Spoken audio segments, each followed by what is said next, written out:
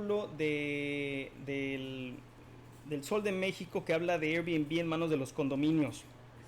Esto es muy importante. Muchos de ustedes, amigos emprendedores, tienen Airbnbs en condominios, en edificios donde los condominios pues tienen su régimen de condóminos. Ellos hacen sus propias leyes, pero también tienen que estar apegados al Código Civil estatal de cada ciudad, ¿no? Ya está arriba entonces, tocayo. Sí.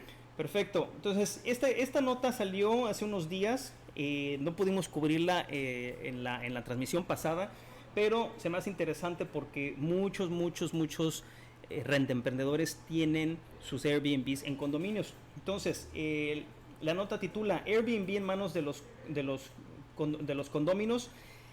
Estos decidirán el límite y la operación. Recuerden que hemos estado hablando de muchas restricciones, hemos hablado de lugares en ciudades como San Diego, como esta guerra, esta fricción se ha convertido muy fuerte entre el lobby hotelero contra el lobby de Airbnb.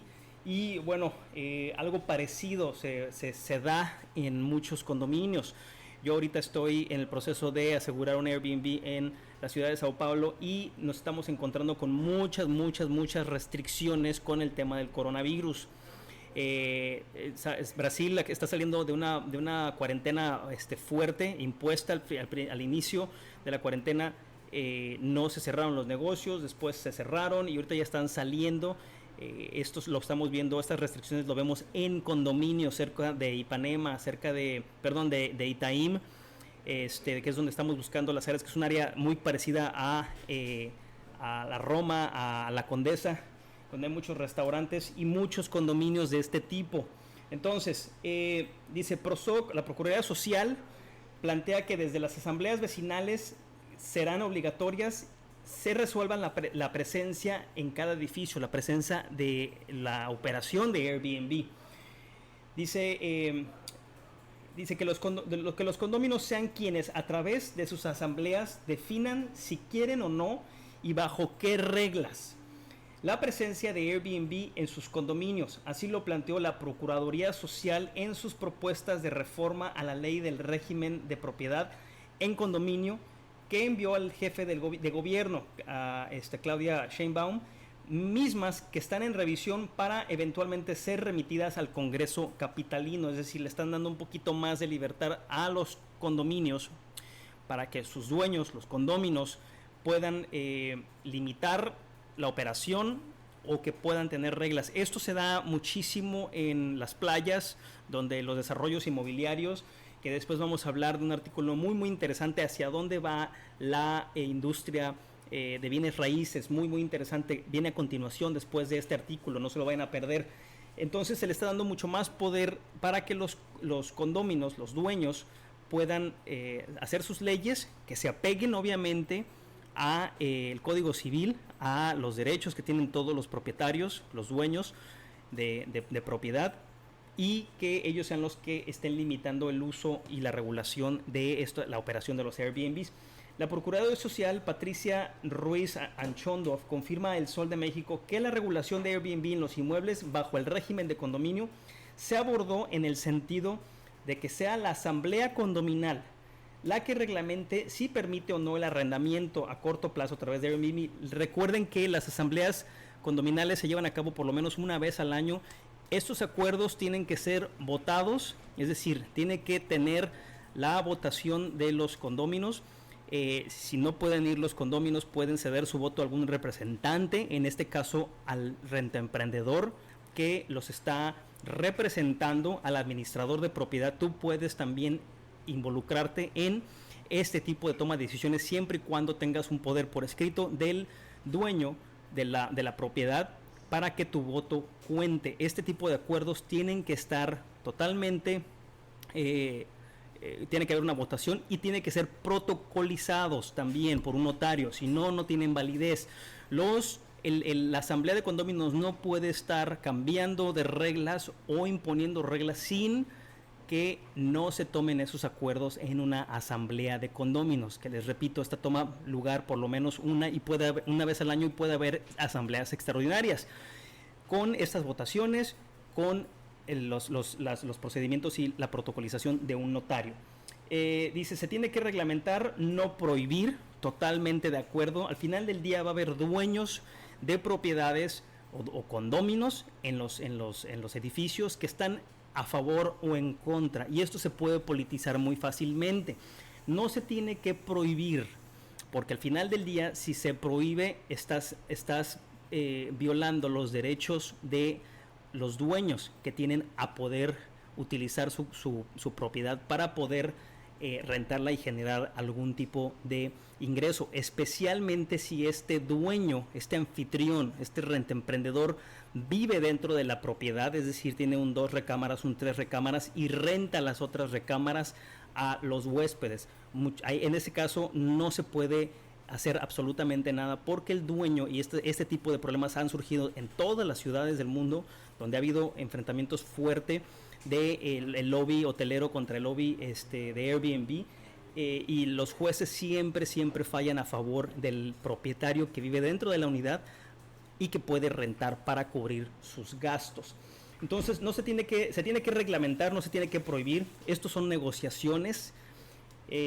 Uno no puede limitar lo que hagas con tu unidad privativa, es decir, con tu propiedad, con tu departamento, pero sí puede reglamentar lo que se haga con las áreas comunes. Esto es muy importante, porque siempre, y se los he comentado muchísimo, el acceso a un condominio es acceso a una comunidad. Tienes gente que vive ahí tiempo completo, tienes gente que lo utiliza en ciertos días y que puede vacacionar o rentar sus propiedades. Entonces es una colección de personas, de residentes que viven ahí. Pero hay áreas comunes, como puede ser el gimnasio, como puede ser el lobby, como puede ser el estacionamiento, la alberca, el jacuzzi, cualquier amenidad que caiga en el régimen que caigan en la categoría de áreas comunes. Ahí es donde sí se puede reglamentar, es decir, cuántas personas pueden acceder a estas áreas comunes. Si tú tienes un estudio y el condominio tiene reglas de que no más de 3 personas pueden vivir o rentar ese departamento, y cuántas visitas pueden tener. Todo esto para evitar conglomeraciones en las áreas comunes e inconformidades de otros residentes, especialmente aquellos residentes que viven tiempo completo en la propiedad. Algunos condominios tienen amenidades y las ponen como atractivo para que las rente el departamento. Una vez más, estamos hablando de albercas, de azoteas, rooftops, gimnasios, lobbies. Ya ahorita están sacando muchos lugares para hacer para poder trabajar a distancia, es decir, que tengan salas de conferencias, pero se trata de zonas de bien común, comentó. Esto ya que los principales problemas con Airbnb ocurren por el uso de estos espacios comunes. Estas son las principales quejas que se tienen en estos condominios. Por eso es muy importante, y les he insistido muchísimo, que tengan reglas, y que esas reglas estén tanto en sus anuncios como por escrito, para que las firmen los huéspedes a la llegada. Estas reglas también tienen que estar en el manual de la casa, y estas reglas también tienen que estar en las áreas comunes, ¿sí? Desde el horario de uso, lo que está permitido, lo que no está permitido, qué tipo de envases se pueden utilizar.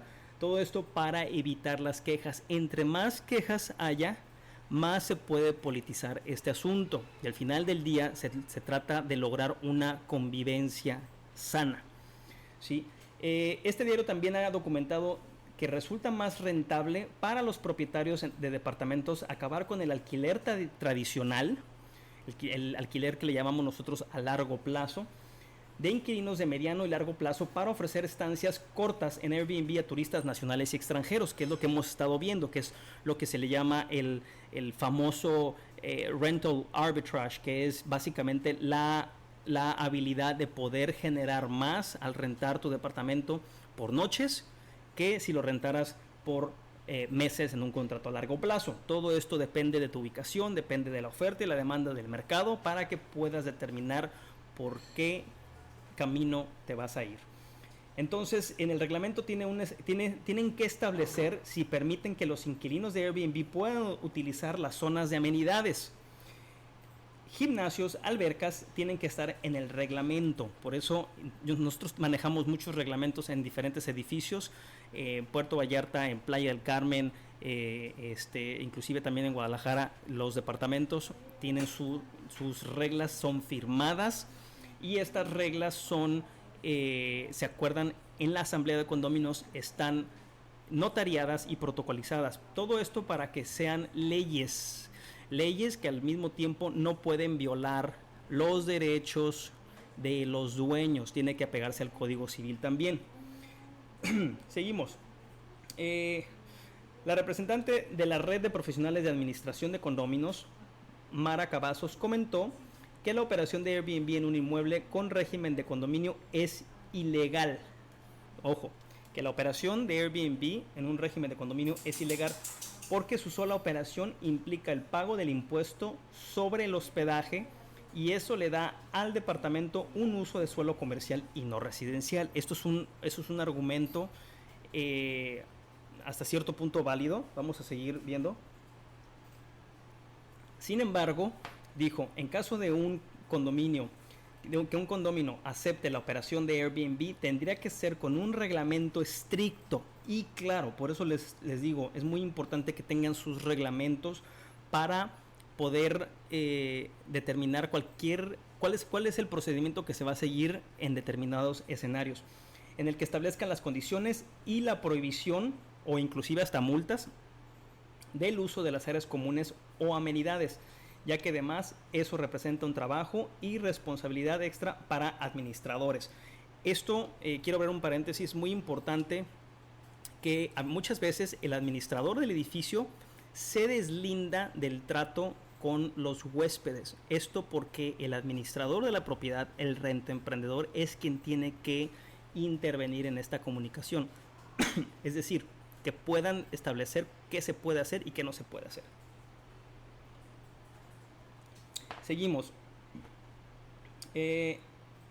Esto ya que deben tener un registro puntual. El registro es muy importante, por eso es muy importante pedir identificaciones, que firmen sus registros para que puedan tener un historial de quién está accesando la propiedad y por cuánto tiempo y quiénes son las visitas.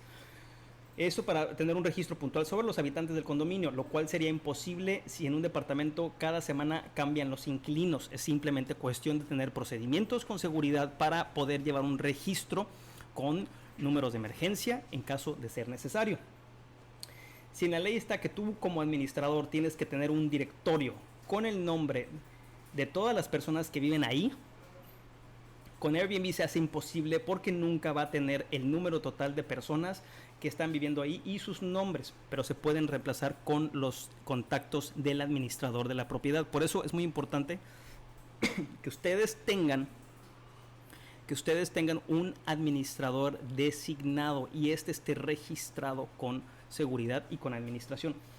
En renta fija sí se puede tener un control, obviamente hay menos rotación, pero si cambian las personas 2 o 3 días es inoperante, considero. Y agregó, hay edificios en Cancún que son condoteles. Ahí tú compras porque tú ya sabes que vas a tener huéspedes. Entonces tendría que existir una nueva figura, un condominio turístico. Eso es un argumento totalmente válido. Siento que va muy tendencioso o muy alineado al tema de hacerle un cambio de uso de suelo para el tema del pago de impuestos. Se pueden pagar impuestos con el tipo de suelo que se tiene sin ningún problema, si es residencial. Mientras el condominio está en un régimen, no se puede, no se está prohibiendo Airbnb, simplemente es ilegal en régimen de condominio. Entonces, ahí les dejo la nota. No sé si algunos de ustedes tengan propiedades en condominios y si han tenido algún problema en el pasado, porque simplemente se puede politizar muchísimo con un condominio, con residentes, con la asociación, con el presidente, con el tesorero, con el administrador. Entonces es muy importante que tengan esa información ahí, ¿sí?